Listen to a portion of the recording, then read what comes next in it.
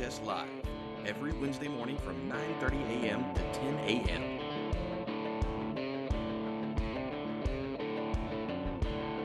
Where you'll hear from new guests every week on relevant topics.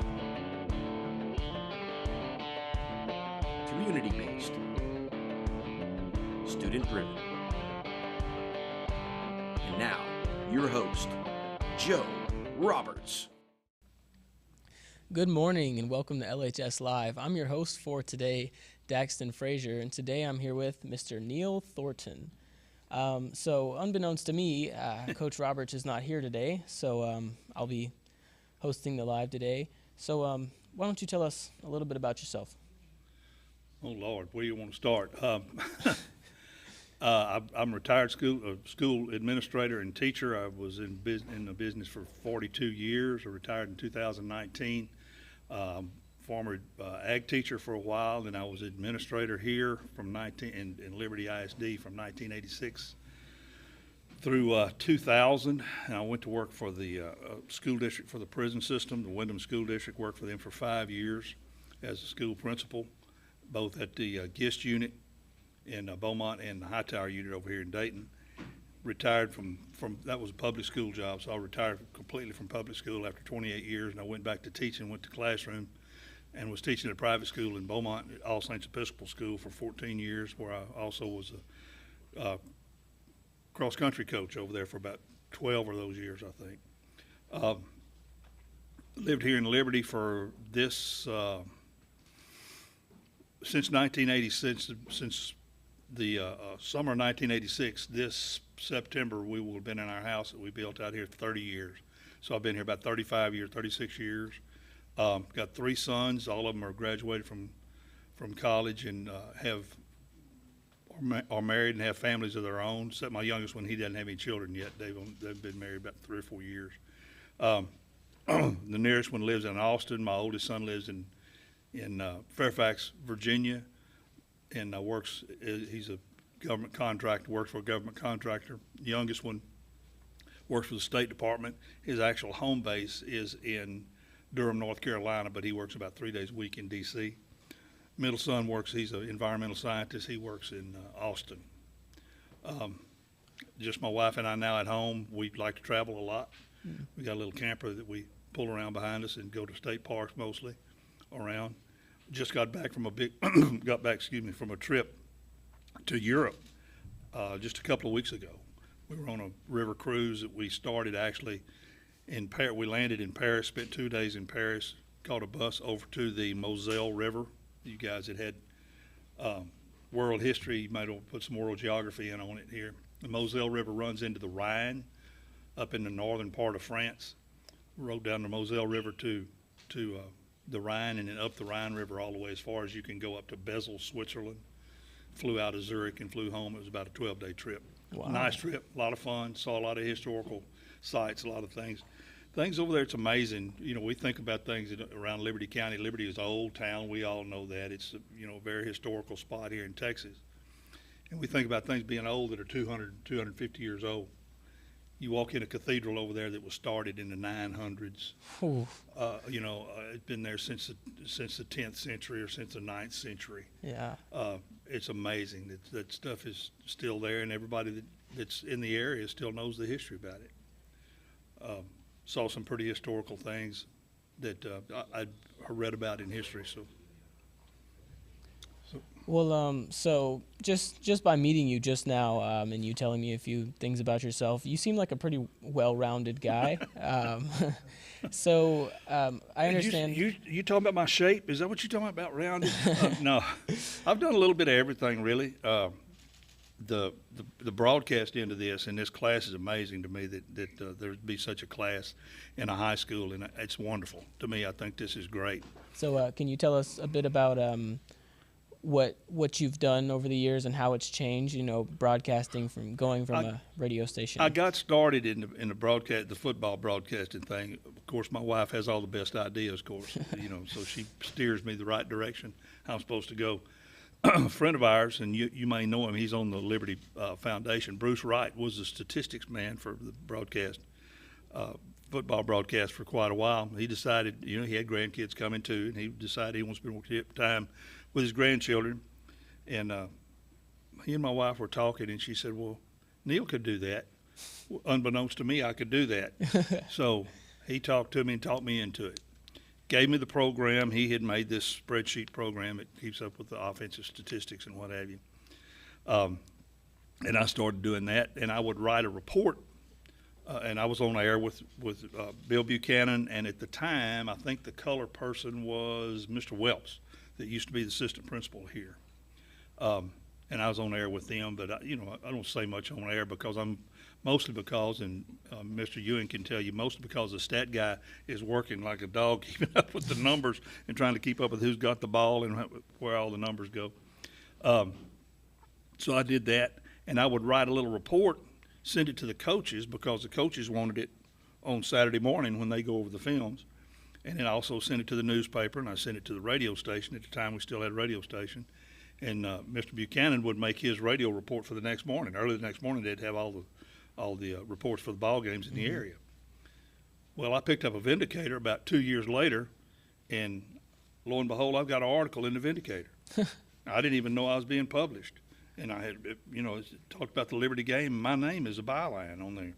So I started dressing it up a little bit and making it sound more like a news article than just an old dry report with numbers.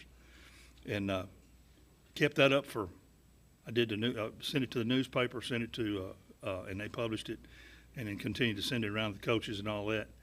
Did that for, Mr. Ewing can probably tell you, I think it was about 10, 12 years altogether. Wow. And finally, this last season, I got a little bit. I had to admit, I didn't tell them when it happened, but I got a little bit crippled and was having a little bit of trouble getting up and down the stairs at those stadiums. And I've just since had knee surgery, and it's corrected it a lot. But it just got to be where every Friday night for at least 10 Friday nights a year in the fall, every weekend was full of high school football, which I love. I mean, I love high school football. I don't even watch pro football. I couldn't tell you who plays on what team, who won the Super Bowl. I don't care.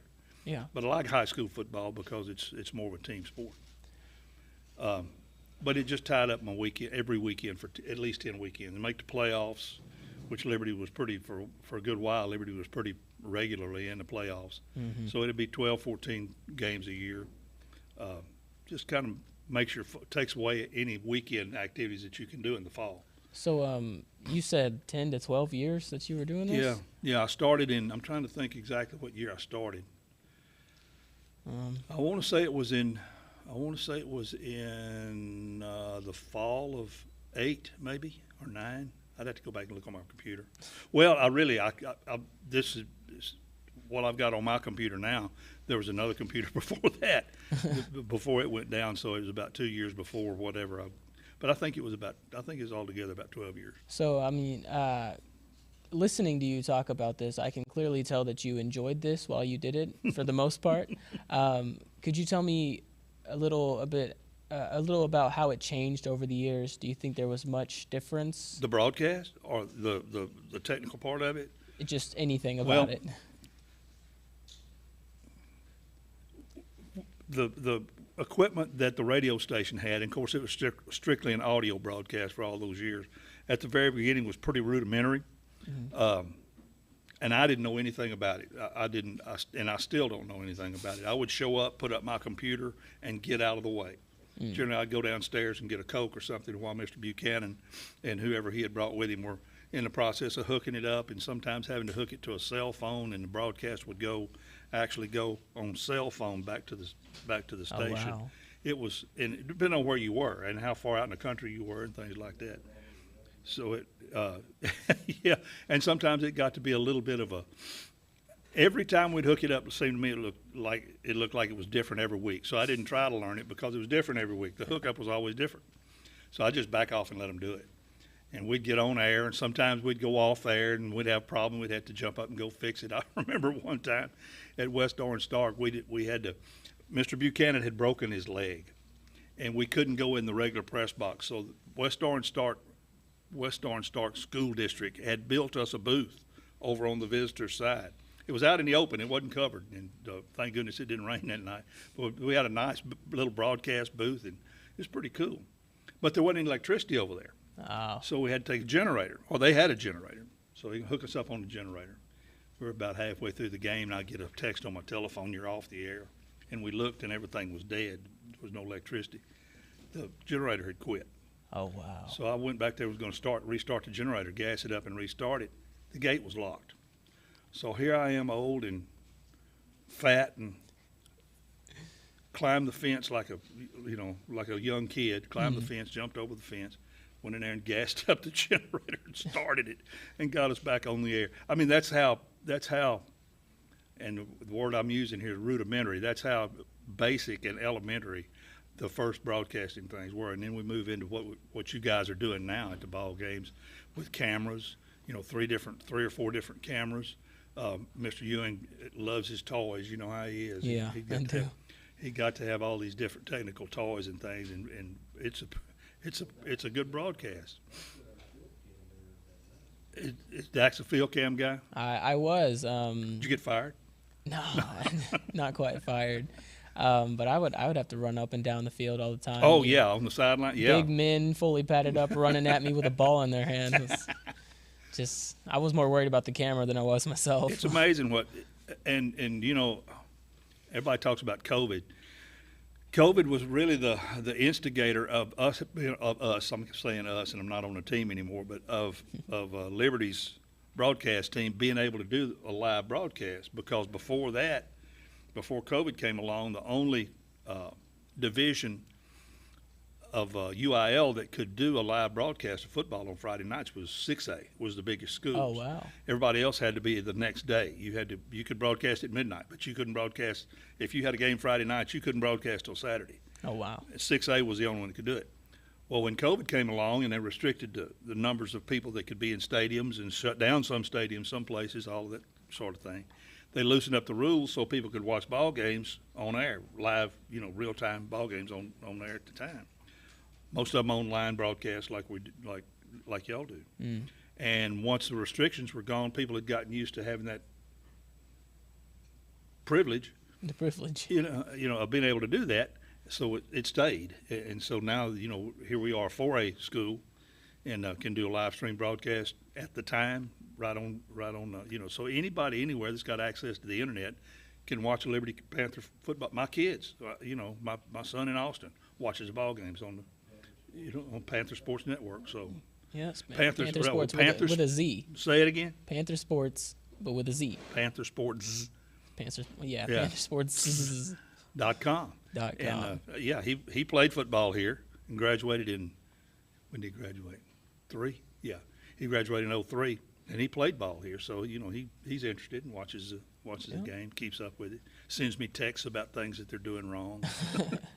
I think that's the wonderful part about it, is that these broadcasts that we do, it's not only for the students, to learn and stuff like that, but it's for the people at home, Oh, it's a great community service. It's a great community service. It's really all around. Real-time chat features would be incredible to have next year. I mean, so I get to talk back. Pretty much. Do we get to chat directly with Mr. Ewing? I don't know about all that. He better have a filter on. That's just to see the program grow is really what interests me, because getting into this class in the beginning of the year, I had no idea what we were doing in here. I saw that Coach Roberts was the teacher, and I was like, oh, cool. I like him. Let's get in that class. And now I genuinely love this class. Well, this is not, and you getting into my philosophy of education a little bit, and I just get into it. You're in this class and you're learning how to do things, but what you're mostly learning how to do is think on your feet and solve problems immediately and correct it and get the broadcast going. The goal of this is to put somebody on air, and you have poor choice today, but that's what you're left with, so that's what you had to do. And you learn how to think. You can't train anybody. You can't train students for a job, because how old are you, 16? 15. 15? You're 15? Yes, sir. 15 years old. In 15 years, you'll be, 30? Yes, sir. The job you'll have in 15 years doesn't exist yet. How do I train you for that job? Now, I can train a dog to go get a duck, Yeah. right? And if I shoot that duck down today or 15 years from now, it's the same problem. He can go get it and bring it back. I can train a dog. You can't train a worker for the future, because in 15 years, the job he's doing doesn't exist. 15 years ago, Mr. Ewing's job didn't exist. 15 years ago, this class didn't exist. What's it going to be in 15 more years? 16 years ago, I wasn't even here, so. Folks, we're getting some feedback from the producer over there. He's being funny. But yeah, this class is a good example of teaching people how to think. And if you have a technical bent, as you obviously do, and the other guys in class do, you have a technical, you want to do something in the technology field, in the broadcast technology field, think about what the possibilities are going to be in 15 years' time. I mean, you may be with what's it, Elon Musk or something, standing on the moon doing this. Ha ha ha! You laughing? I'm serious. I mean, broadcasting on the moon would be pretty cool. Wouldn't it? It would be very cool. Why couldn't actually. you? Why couldn't you? You know, what kind of technology would it take to get that signal from there to here and out on the internet? Well, we don't know. 15 years from now, we have no idea. It's the future. But you'll figure it out, and you learn how to figure things out in a class like this. You know, quantum lasers. Don't even know what that is. Me neither. And I've got a Bachelor of Science, and I have no idea what that is. So. Well, when I first got into this class, it was more camera based. Especially, I told them, I wanted to, do extracurricular stuff, and that involved me going out and filming football games at first. And when they put me on the sideline camera, it was, I got to learn more things that I didn't know before, and then we started doing other things, and I learned all these cameras that you see up here, I can take them apart and reassemble them. I mean, it's just, and then when I'm up here talking, anything you say, I have to bounce back with something even better. So when you,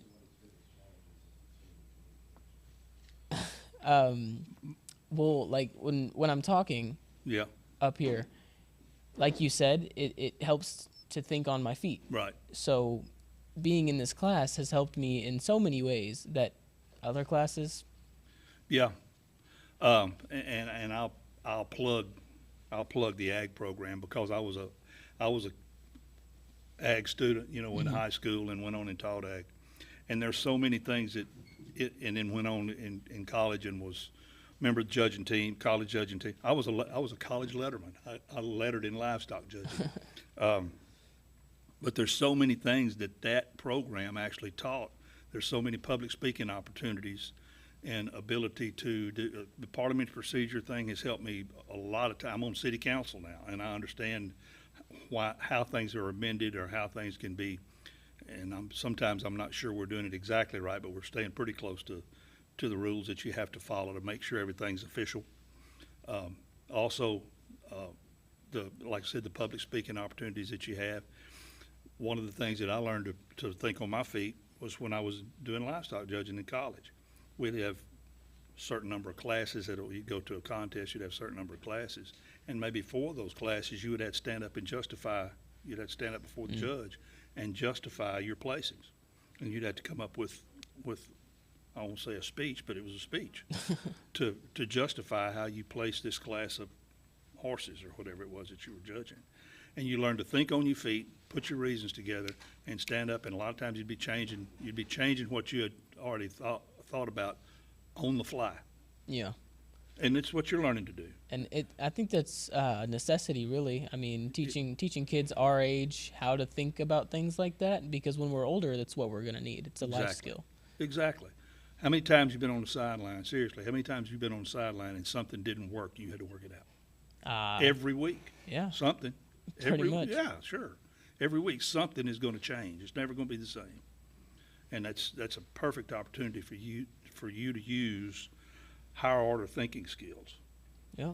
And that's very important part of education that I see, that we are in certain areas we're not encouraging that. This class encourages it. There's no doubt about it. This class encourages higher order thinking skills, because it's problem solving from the time you walk in the door. It is. From the time you walk in. So. And I think we're starting to get more people in permanent spots in this class. You know, like I'm the on-camera guy. We have Jamal, wherever he is over there. He's the behind-the-camera guy. And we have Oscar back there. He's our junior producer. And we'll continue to get more people, whether it's on camera, behind the camera, wherever it is, and they'll get the same experience, you know, thinking on your feet and stuff like that. Yeah, and you need to rotate them around. You need to rotate them around, get everybody a little bit of experience doing a little bit of everything. And that's what we've been doing. That's when exactly we don't have show days, we'll have people up here. I'll talk to them, and people behind the cameras learning, you know, framing and all that good stuff. But it's a good preparation, because everybody knows, nobody would dispute the fact that we're a technology-driven society, always have been. Technologies 100 years ago, well, more than 100 years ago, but say 130 years ago, were railroads. Yeah. You know, and we don't think about railroads as technology, but in 1870 they were. That was the technology. That was like, oh, I'm on a train right now. Yeah, in 1600s it was sailing. It was being able to locate where you were on the face of the globe in a sailing ship. Mm-hmm. That was the technology. And as soon as we conquered that, world trade started. I mean, we've always been technology driven. Now we're into outer space visitation, or outer space exploration, outer space communications. I mean, this broadcast right here, I'm sure you could somebody could stream it somewhere else in the world, and they'd be getting it from a satellite. How'd that satellite get up there? You know, it wasn't the world wasn't born with satellites rolling around it. Definitely not. So it was put up there by some type of technology, and it is technology. So look at what's coming. There's no way to see exactly what's coming. That's the guys. That's like Elon Musk and those guys. Those are the guys that get rich, because they can see something's coming, and they get in the right place. Just happen to be in the right place at the right time. In 1908, it was Henry Ford. And yeah, they see a need coming, and there it is, and hey, I'm gonna get into this business. 1908, it was Henry Ford. 2010, it was Elon Musk. Yeah. So I think there's the good technology that we're surrounded by, and then there's also some bad technology. I'm not saying, you know, there's technology that's bad, but the way it can be used, it's abuse. Yeah, it's not the technology's bad. It's that it can be abused. It definitely can. Yep, you're right. And that's all. I mean, you know, you're not old enough. Of course, you weren't born when it happened, but Mr. Ewing was. But 9/11, 2001. Mm-hmm. Think about using that technology, jet airplane travel, which is just as common as anything now, to try to almost destroy an entire civilization with 4 airplanes. So, you know, that's a misuse. That's an abuse of technology. It is. So and, it can be abused. And I think technology is a good thing. Absolutely. If you think about it, there's pros and there's cons, but in general, it's a good thing, and it's not meant to be abused. Some people just don't have the right mindset. Yeah, you're always going to have that. You're always going to, and that's something. That's what the statutes, what the laws are written for, is to try to keep it. The larger your the larger society that you get in, the more rules you got to have.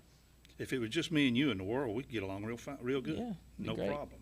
But you know, when we get Ewing involved in this, we got to write some rules, because he'll abuse. Or Jamal over there, you get Jamal and Ewing together, and you know, all of a sudden we got a country. They've got a society. We've got a society. We have to have rules to go by. The more people that you get together in one situation, in one place, in one environment, the more you have to say, okay, this is what's allowed, this is what's not allowed. Well, I don't think there'd be very much reproduction, considering it's just a bunch of males. But yeah, No, I understand. We haven't figured that technology out yet. No, not quite. Good. Yeah. But I understand what you're saying. You can't really control everybody just by saying no, don't do that. Right. You know, you have to Right. set some rules and consequences for those if you abuse them, which As long as everybody knows, you know, and I've never been one for. I shouldn't say this because I don't want to steer you guys. I've never been one for arbitrary rules, just for rules because there's a rule there. There's always got to be a reason for me. Even when I was a little kid, why can't I ride on? Why can't I go to school barefoot. And parents hate that, man. I know, yeah. Why? Because Yeah. I said so? Yeah, exactly, because I'm the mama. you Yeah. know. But why can't I go to school barefoot? Who's it hurting? Why do I have to wash behind my ears? What's the basis behind these rules? And Mama would always, my daddy and mother, especially my mother, would always have a quip, a fast retort. Cause you can't go to town barefooted, you'll get worms. You'll get worms. That's what he said. Listen. I mean, there had to be a reason behind it. There's got to Yeah. be a reason behind any kind of a rule. And I like to say I was in education for 42 years. I've stood up in front of a lot of classrooms and have had a lot of rules, not a whole lot of rules, but immutable things that could and couldn't happen in my classroom. Yeah.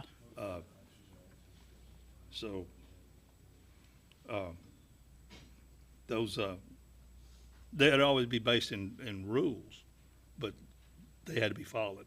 If everybody's going to get a fair chance, they had to be followed. Do you ever get any whys? Oh, well, yeah, sure. And I think that's okay, though. I Yeah. mean, if They're it's- thinking. Question everything. Exactly. Question everything. I'm glad we're on the same page. You just. Now, I know this is supposed to be, a state-sponsored deal. I think God gave us the ability to reason for a reason. For a reason. For a reason. So, use it. Use that talent. Definitely. Question things. I think kids, especially around the middle school and high school age, should definitely want to be curious. Ask Yeah. why and ask Yeah. how, and even if the rule sounds, really self-explanatory, if there's something you don't understand, ask a question. And us as educators and as teachers should know why and be able to explain it to them in a rational manner, not forcing it down their throat. Yeah, It's you have to be a leader, but you don't have to be a tyrant. exactly. You don't have to be a tyrant about it. Every now and then I can be a tyrant. I can do that. I worked in criminal justice, worked in the prison system long enough to realize that from time to time you do have to get directive. You've, and I'm not trying to call you old or elderly or anything, but you've been around the block a few times. Yep. You've done Some stuff. quite a few things. Yep. I mean, you've been to different places around the world. You've worked in so many different fields. It's Some of you, yeah. crazy. My favorite job, I was a ranch hand cowboy. Wow. More fun. As like my boss said, beef cattle industry, it's the most fun you'll ever have going broke. It is. You can't make a living doing it, but it's a wonderful job. Yeah. You know? All right. Well, we're coming to the end of the show, so the thing we do before the end of each show is we ask, what's a few things, maybe like a quote or something like that, that you would say to the public or the people watching? Like we said, question everything. Don't take anything for granted, but listen to people. Remember that history will repeat itself. Jefferson said one time, those that refuse to learn history are doomed to repeat it. Just make sure you apply the things that have happened before to the things that are going to happen now. Look for evidence before you jump off into a situation that may or may not work out. Look for a situation that's similar. Use your head. Use your head. Think inductively, like algebra, and deductively, like geometry. Use those thinking skills that you learn in school that you don't realize you're learning. Use those, analyze everything, come to your own decisions, and stand behind them. All right. Thank you, Mr. Neal Thornton. I'm glad to be here. I'm glad you're here. All right. You've been watching LHS Live. We'll see you next week. Thanks for watching every Wednesday morning from 9:30 a.m. to 10 a.m.